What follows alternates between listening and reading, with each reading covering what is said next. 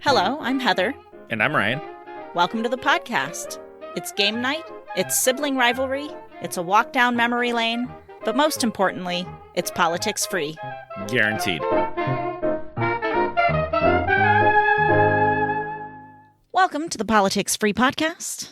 Round 7 of Stuff Happens. Here's how it works. We have a set of cards. Each one describes a horrible situation and is ranked on a misery index from 1, least miserable, to 100, most miserable. I'll rank 3 cards in the order of their misery index number, and then Ryan will have to correctly place a 4th card into that sequence. Then we'll switch it around, and it'll be my turn. Whoever's guess is best wins the ever-coveted Gloating Rights Trophy. Until we play again. One of these days, man. One of these days, you're just going to roll right into it. Ryan, are you ready for your cards? I am ready. Excellent. Card number 1, win the Powerball, lose the ticket, 69. They placed that way too low. Yes, they did. That is like at 100. I would never forgive myself. The Powerball is usually like a few $100 million. That is life-changing money. That is life-changing money. I think I would be so mad. To harken back to a previous episode, I would rather wipe my butt with poison ivy than lose the winning Powerball ticket. Yes. For sure. All right, card number 2, pass a kidney stone, 55.5. Swimsuit comes off in public pool, 55.1. And Ryan? You know, honestly, I would rather pass a kidney stone. Have you ever passed a kidney stone before?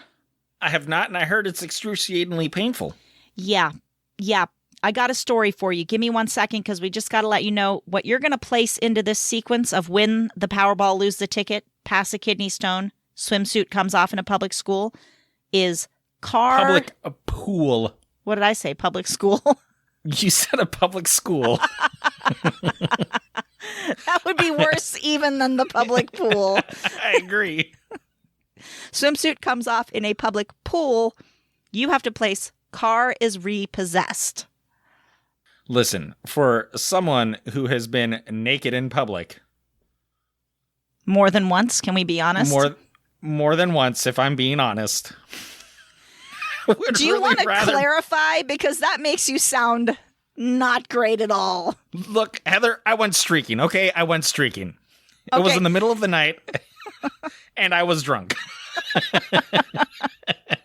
And I did the, whoa, let's go streaking! And I was the only one that did it. Listen, before you go on, I once had to take a man to the emergency room who had a kidney stone. We didn't know that he had a kidney stone. Nobody knew what was going on. He was writhing in pain. He was Italian. It was very dramatic. And for some reason, this was at work, I was elected as the person to drive him to the nearby emergency room, which I did. And he's just writhing around. I've never been in so much pain in my life. Oh my God, give me drugs! Give me drugs! He's screaming at the people.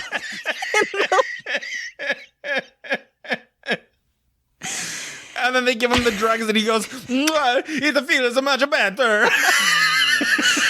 He started puking they had a puke tub right there. They're like, we're going to have to register you and get all of your information. I'm like, why? He's clearly dying. Just take him back there. He starts puking into a tub. I leave because I'm a sympathetic vomiter. And if I would stay there, I would start puking. And I didn't think we needed to add that. So I rushed out. The minute he started puking, I was like, oh, I ran out of there. This is why I could never be a nurse or a doctor. Composed myself, kept myself from vomiting, like carefully looked back. I was like, oh, he's gone. So then I went back. For some reason, oh no, they had me take him back to the room because he was writhing everywhere, asking for drugs, and then intermittently going, I want drugs. I'm not a druggie. I just want drugs. I was like, oh my God. Okay. So I get him to the room. I give him the robe. I'm like, okay, they want you to, take off your clothes and put this on. And then he's like, but come back, don't leave me. I was like, okay, Vinnie, his name was Vinnie. I will come back, Vinnie. So I walked out. I waited a little while. I knocked. He's like, come in. Do you have the drugs? Walk in, and he's on the bed in the robe, and he suddenly flings his whole body over and his legs spread out, and I was like, oh God, no, I don't want to see. And then he was still wearing his underwear. I was like, thank fucking God. Yeah. So he's just lying there writhing. Then the nurse or the doctor, whoever it was, came in, was like, why don't you describe what you're going through? He's like, the most excruciating pain of my life. Just give me the drugs.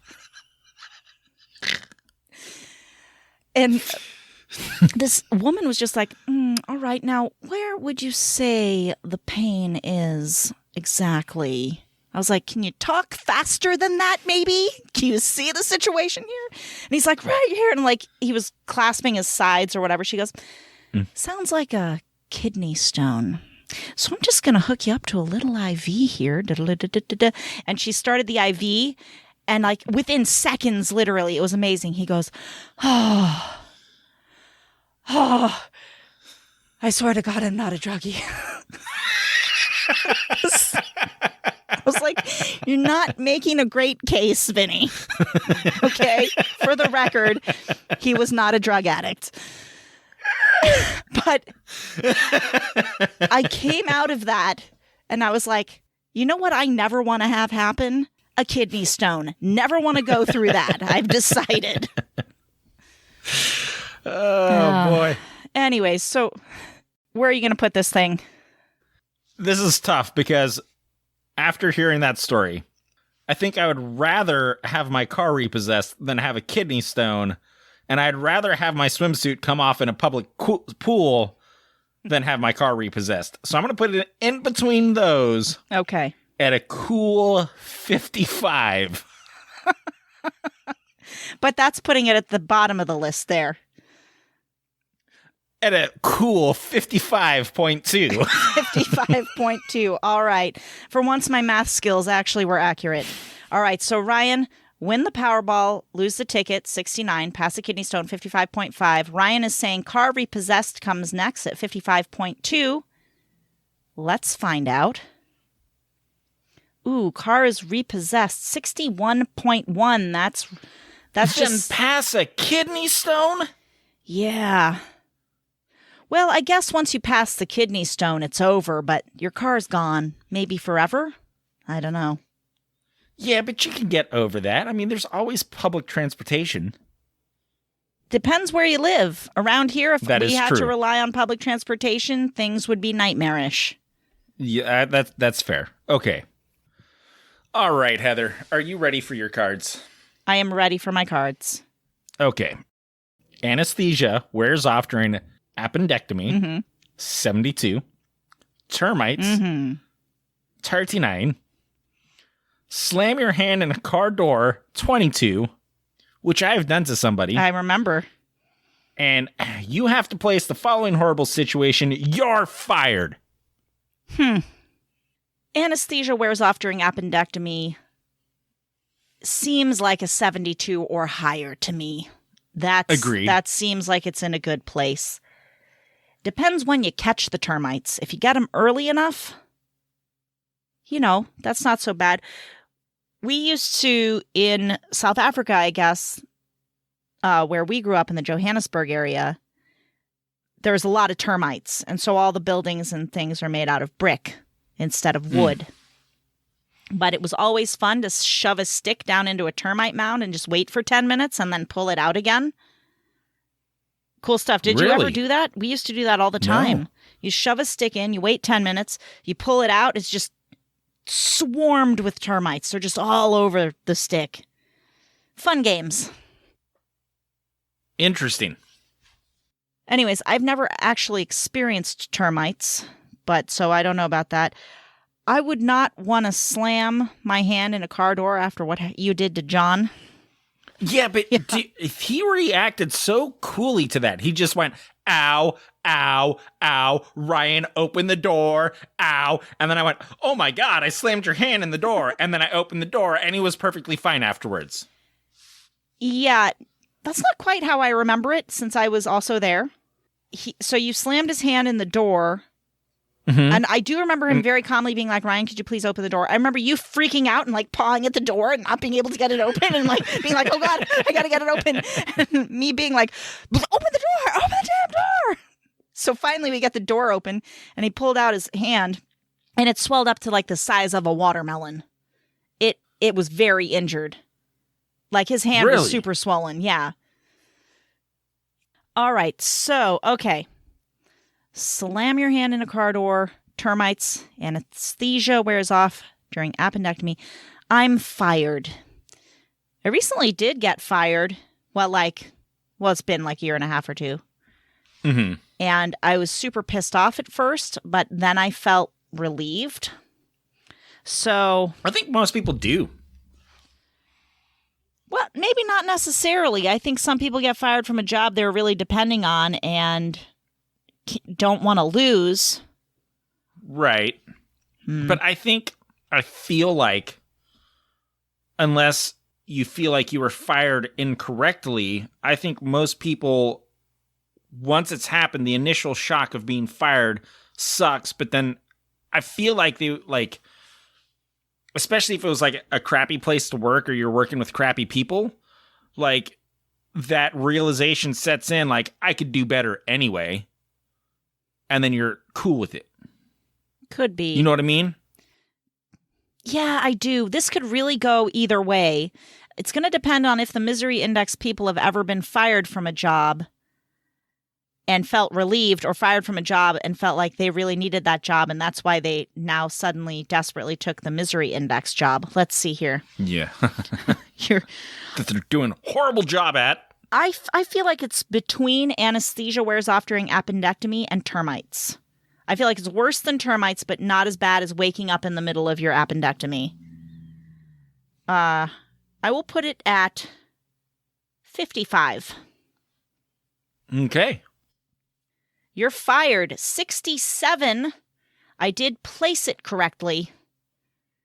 And that gives me the victory. Which makes... I placed mine correctly, too. Oh, no, I didn't. You did not. Mine was... I hate you. Winner takes the gloating rights trophy. It's mine. You suck. I'm the greatest. Oh, my God. I hate you. Let's see. Just to be official, our running total score is now Heather 4, Ryan a 3. Hey, this is a neck and neck game, man. Neck and neck. I know. I'm loving it. Yeah, but I started off strong. It was 2-0. You did start off strong. I was kicking your ass. Mm-hmm. Mm-hmm. Oh, well, for you. Look, so that ends round 7. Now, before we leave, I have to mention, I keep forgetting to mention this. The game we're playing is called Stuff Happens. It's by Goliath Games. And you can actually go to their website and get this game if you have found yourself interested in wanting to play it. It's goliathgames.us. But if you want to link directly to the product, just go to the show notes of this episode and all of the episodes of the Stuff Happens rounds, and you can just click right on that link and it'll take you to the game. They are not a sponsor, so I felt like it would just be fair for me to mention that we're playing their game and tell you to get it if you want it. So definitely check out. They have other great games too you can check out on their website. And as always, please let us know if you have survived a baseball-sized hailstorm or been chased by a bat, quote unquote. You can go to our website, thepoliticsfreepodcast.com. Scroll down. There's a link to our voicemail or to email us. You can let us know your story. And share, because sharing is caring. This podcast. Sharing is caring. Tell a friend, text a friend, put it on social media. Until we play again. Ta-ta.